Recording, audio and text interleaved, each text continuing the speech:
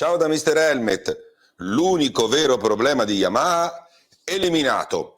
La mancanza di vere news genera clickbait disperato, paccottiglia, false news come quella della disperazione appunto di Yamaha e delle tensioni fra la casa di Iwata e Quartararo. In realtà Yamaha aveva un solo vero problema e se n'è liberata alla grande. L'ho già detto. Capisco che siamo in pausa campionato, c'è desiderio di argomenti da trattare per fare click. I più disperati si lanciano su Marquez o su Valentino con cose che non si capiscono, quelli più evoluti su ipotetiche difficoltà delle big, Honda, Yamaha, ma anche Ducati, si fanno valutazioni insensate. Questo è il secondo video di 3 che parleranno delle chiavi di lettura senza senso, buttate lì solo per fare guazza, ovvero materiale da dare in lettura a poveracci in mancanza di contenuti. Più i siti sono grandi e più devono pubblicare grandi quantità di materiale per non scendere nei motori di ricerca. Non fa niente se le notizie non ci sono. Vi do la mia visione e mi dite se la condividete. Parliamo di Yamaha e della presunta sofferenza per non aver sorprendentemente vinto il secondo mondiale di seguito, avendo un pilota solo e come altre moto un pilota in crisi, uno tornato dal ritiro e un debuttante della Moto 3 in un team gestito alla buona, e sono anche generoso. Davvero i risultati di Yamaha sono una sorpresa. Alla fine del video vi dirò perché Yamaha ha perso un team clienti. Se vi piace tutto questo, iscrivetevi al canale, attivate le notifiche e scoprite come potete supportare Mr. Helmet con lo shop, le donazioni, i super stickers e i super grazie e tramite l'abbonamento. Una volta spendevamo, lo ricordo sempre, 10 euro al mese per le riviste di moto, adesso bastano 6 centesimi al giorno per sostenere un'informazione libera con contenuti quotidiani. Ma vediamo cosa abbiamo. Honda, da quando esiste la MotoGP, ha vinto 10 mondiali, dal 2002, 10 mondiali con 4 piloti diversi, Rossi, Stoner, Hayden e Marquez. Ok, Yamaha è la seconda casa più vincente, ne ha vinti 8 con 3 piloti diversi, Rossi, Lorenzo, Quartararo, con risultati mai ottenuti prima da nessuno. Interrompere il dominio di Honda con Rossi, impedire la nascita di una era Ducati, Stoner, no? Sempre con Rossi, interrompere un dominio interno con Lorenzo e poi interrompere il dominio di Honda e Marquez, sempre con Lorenzo, e infine impedire il dominio di Suzuki e Honda con Quartararo. Yamaha è il vero guastafeste della MotoGP, è il vero game changer. Come per Honda, veramente pensate che Yamaha non sia cosciente del fatto che esistano dei cicli e del fatto che non si possa vincere sempre, soprattutto sapendo di essere non la prima, ma la seconda forza industriale delle due ruote.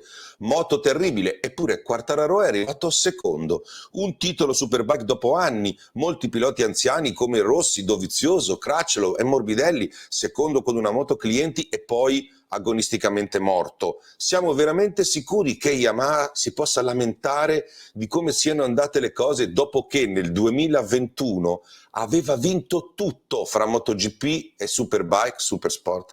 Anche per la Yamaha ci sono dei problemi, è chiaro, ma non è crisi, fa tutta parte del gioco.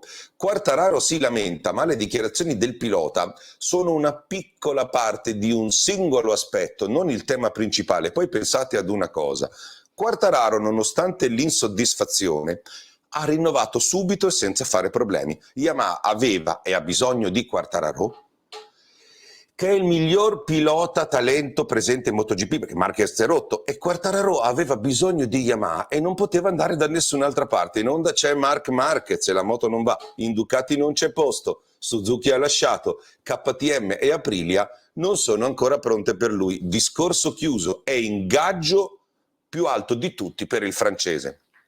Tutti quelli che parlano di insoddisfazioni e rapporti tesi fra Yamaha e Quartararo parlano del nulla perché non hanno nulla di cui parlare, nulla. Yamaha e Quartararo non devono dimostrare nulla e non possono lamentarsi di nulla perché non hanno alternative. Negli ultimi 2 anni hanno fatto un primo e un secondo posto. Adesso ci divertiamo e vediamo quali sono stati i problemi di Yamaha e come li ha risolti. Il vero problema di Yamaha è Razzali. Strano, però è così. Mettersi con Razzali è come quando ti metti con una donna bellissima e poi un giorno la vedi senza trucco. 2020, Razzali, primo anno di Petronas, super sponsor, super pretese, super risultati, Morbidelli e Quartararo bomba. 2021, super sponsor, secondo anno di Petronas, super sponsor, super aspettative, Rossi, Morbidelli, zero risultati, lo sponsor se n'è andato. 2022, terzo anno, stesse pretese, sponsor with you fallito e situazione tragica. È evidente che Razzali dopo il primo anno è stato qualcosa di diverso da quello che Jarvis si aspettava. Ok? Un cliente che non voleva fare il cliente, uno junior team che non voleva Valentino Rossi e lo criticava apertamente, questo non si fa. Un team manager che voleva scegliere i piloti senza però poterselo permettere perché ha avuto i soldi per 1 anno e mezzo e basta. Un team manager che, scusate se ve lo dico, ha fatto scappare dalla MotoGP lo sponsor più grande degli ultimi 10 anni, Petronas, e da quel momento ha fatto solo partnership abbastanza discutibili e secondo me non ha ancora finito. Sponsor scappati, piloti contestati, problemi interni, critiche, altri sponsor, piloti sbagliati, forse qualche colpa Razzali ce l'ha. Yamaha e Jarvis non hanno perso un team clienti, hanno rinunciato ad avere un team che dava più problemi che vantaggi. Yamaha ha tenuto Razzali solo perché VR46 ha scelto Ducati, pensando di avere i soldi dello sceicco. Adesso che VR46 i soldi non li ha, quelli dello sceicco, sta già cercando di uscire dal contratto con Ducati che dura fino al 2024-25. Meglio un anno da soli in attesa di VR46 per Yamaha che un altro anno con Razzali che gli creava casini e discuteva su tutto. Ovviamente Yamaha e Jarvis sanno anche che se VR46 arriverà lo farà perché le moto costano meno e non perché vanno meglio. Okay.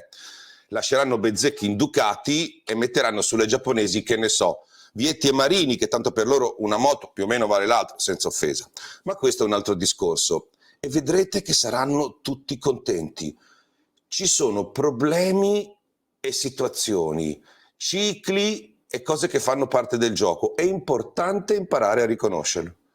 Che ne pensate? Ciao da Mr. Helmet.